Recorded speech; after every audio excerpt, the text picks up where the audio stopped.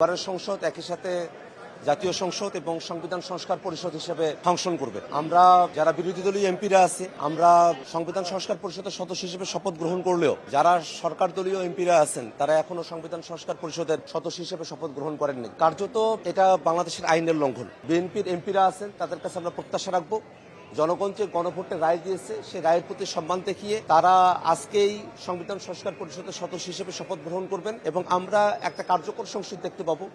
আমরা যে 6 মাসের সময়সীমার মধ্যে সংবিধানের যে পার্টগুলোতে আমরা সংস্কার সাধন করতে চেয়েছিলাম সেগুলো আমরা সম্পূর্ণ করতে পারবো এবং বাংলাদেশ রাষ্ট্রের অন্যান্য যে অংশগুলো রয়েছে সেগুলো নিয়ে আমরা আমাদের কথাটা আরম্ভ করতে পারবো। একটা কার্যকর সংসদের আমরা প্রত্যাশা করি। রাষ্ট্রপতির ভাষণের সময়টাতে আমাদের যে ভূমিকার বিষয় সেটা আপনারা সেই সময়টাতে দেখতে পাবেন।